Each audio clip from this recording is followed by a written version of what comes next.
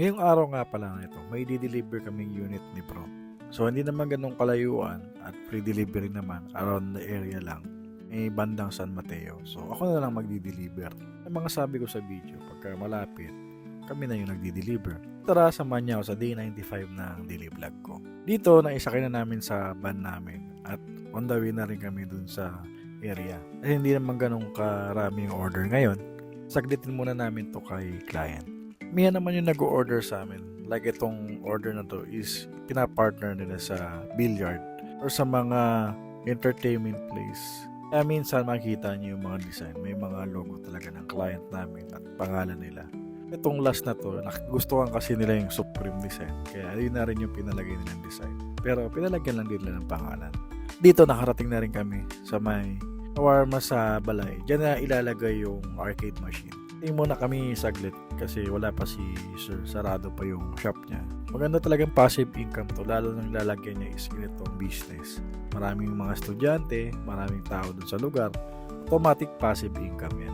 At sa part na ito, naipasok na namin yung unit. I-demo na lang namin kay Sir kung paano siya gamitin at kung paano siya i-set up. Actually, mapapamiliarize kayo sa mga gagawin mo dito, lalo na kung batang 90s ka. Madali na lang sa'yo ito i-operate. Mga basic buttons lang naman to kung paano gamitin yung unit. Naging okay naman lahat kay Sir yung demo ko, kaya nagkabayaran na. Uwi na rin kami nito. Dahil may tinatapos pa kaming unit sa bahay, na-only testing ko muna itong GNC build natin for today. Kasi i-deliver pa to sa malayo, kaya bago natin i-deliver, we make it sure na yung produkto natin is walang magiging problema in the future. Kung magkakaroon man ng problema, makakontakt nyo naman ako in the future. Meron naman akong page tsaka Facebook. Chat nyo lang ako kung ano yung mga possible issues. Isosolve natin yan. Yun kasi ang isang importante sa pag-negosyo, yung after sales. Kailangan pagka nagka-problema, may malalapitan sila para madaling maayos yung unit na nabil nila sa'yo. Tapos kung ma-unless test yung GNC build natin. Ito nga pala yung nabili naming second hand na 8-trike. Kinuha ko to kasi gusto ko talagang si Mrs. na yung maghatid dun sa anak ko para matuto silang dalawa. Hindi rin sila mainitan pagka papasok na sa school.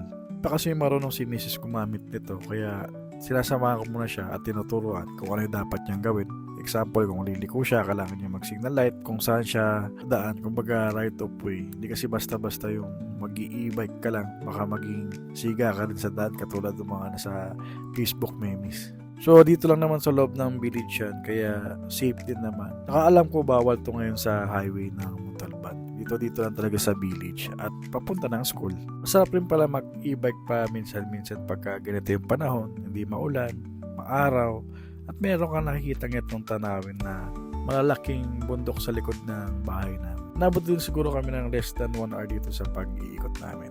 Kasi sa sunod, si Mrs. na lang mag-isa ang mag-drive na. Limutan ko nga pala is 4 PM pala yung schedule kay coach. Dikta ako malit. Akala ko kasi 5 PM. Pagka ganitong Thursday, maaga ako ng 1 hour. Importante din sa pag-workout is yung time management mo. Yung pwede yung gusto mo lang or trip mo lang pag pumunta ka ng gym. Aanhin mo yung motivation mo kung hindi ka naman consistent dun sa workout mo. Di bali wala rin yung pag-gym mo. Kaya minsan kung may mga lakad ako or anumang mga occasion, lagi naka-schedule tong gym ko or workout. Hindi pwede yung makapag-workout sa isang araw. Actually, naghihinayang ko nakarang araw, di ba? Wednesday, close sila. So, nag-walk na lang ako dun sa oval para pawisan pa rin ako. Para sa akin, part na to ng lifestyle ko. Ginagawa ko na to araw-araw. Kaya kung di ka pa nakapollow at palagi mo pa rin napapanood yung mga videos ko, baka pwedeng follow mo na yung page ko para updated ka sa mga next videos na ilalabas ko. Kung na-inspired ka naman sa pag-gym ko, follow mo na rin ako para tuto ka na rin mag-workout.